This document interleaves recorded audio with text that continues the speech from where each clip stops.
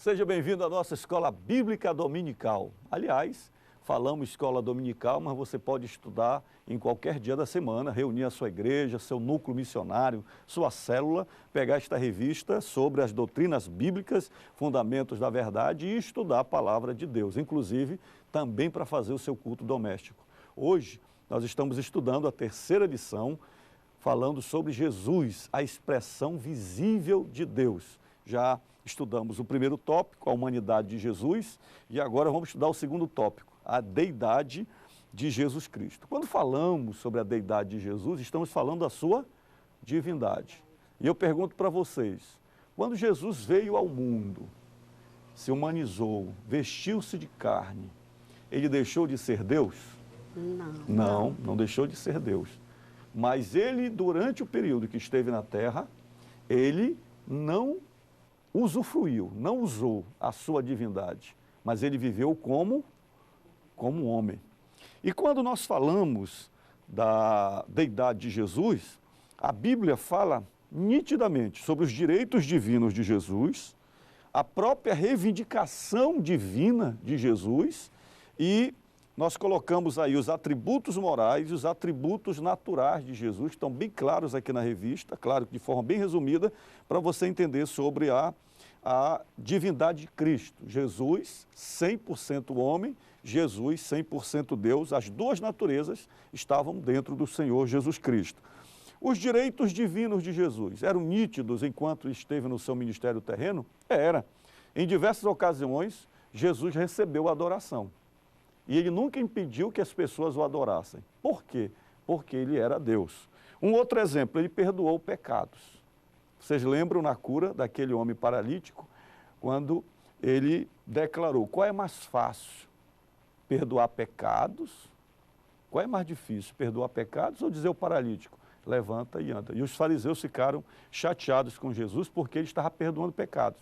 E eles, como estudiosos da Bíblia, sabiam que só quem poderia perdoar pecados era Deus.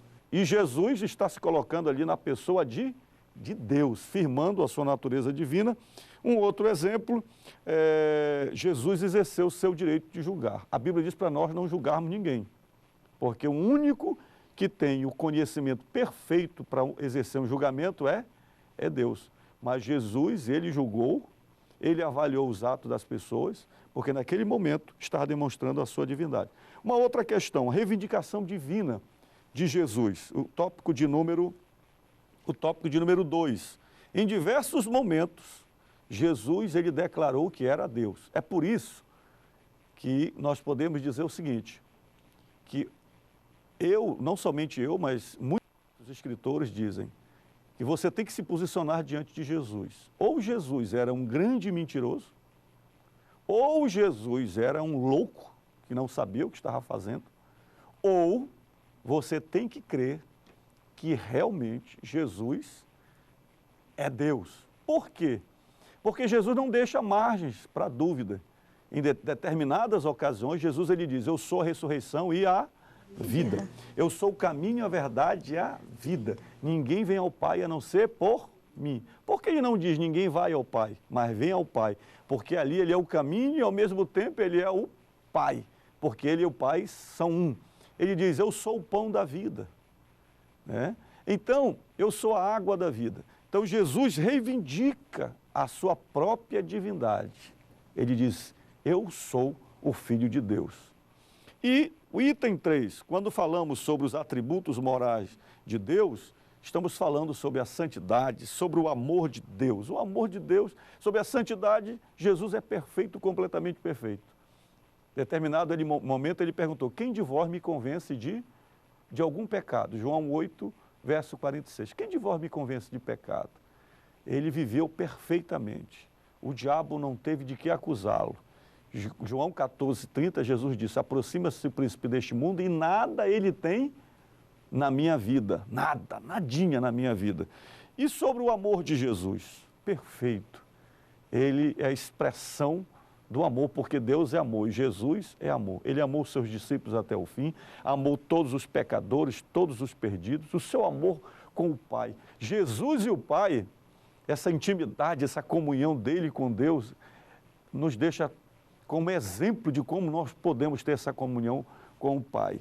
E sobre os atributos naturais de Jesus, sua sabedoria, hoje a sua onipotência e a sua onipresença. Enquanto esteve em corpo físico, Jesus estava limitado em alguns atributos morais por escolha, como onipotência, onipresença, onisciência, e ele viveu pelo poder do Espírito Santo. Mas, hoje, depois de ressuscitado, Jesus exerce a sua divindade na sua plenitude. Enquanto na terra, como homem, ele vivia sob o poder do Espírito Santo, assim como nós também devemos viver sob o poder do Espírito Santo. Quem poderia falar alguma coisa sobre a divindade de Jesus para nós?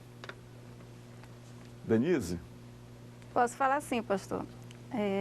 Jesus, como o senhor falou, o senhor comentou agora, ele nos deixou um caráter na terra muito maravilhoso. Eu digo assim, eu imagino assim, que Jesus não tem outro para passar um caráter, um exemplo maior do que Jesus. Quando ele passou aqui na terra, a gente ler na Bíblia os exemplos que Jesus deixou, é maravilhoso. A gente se alegra muito. Um exemplo que ele deixou no caso de Zaqueu, publicano, né, que o Senhor, ele perdoava, né? Ele não guardava, na verdade, nada no coração. O Senhor perdoava e como ele deixou em Lucas capítulo 19, versículo 10, porque o Filho do Homem veio buscar e salvar o perdido, né?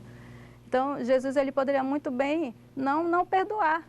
Ele poderia não perdoar, ele poderia virar as costas por tudo que fizeram para ele, mas Jesus tem um coração grandioso, compassivo, né? E até o último minuto da cruz, né, Denise? Ele disse, Pai, perdoa, porque eles não sabem o que estão fazendo. Então, vamos voltar, Denise, daqui a pouquinho, mas nós vamos para o intervalo e a gente já vai voltar falando sobre as obras de Cristo, a sua morte, ressurreição e ascensão, finalizando esta nossa lição do programa de hoje. Voltamos já.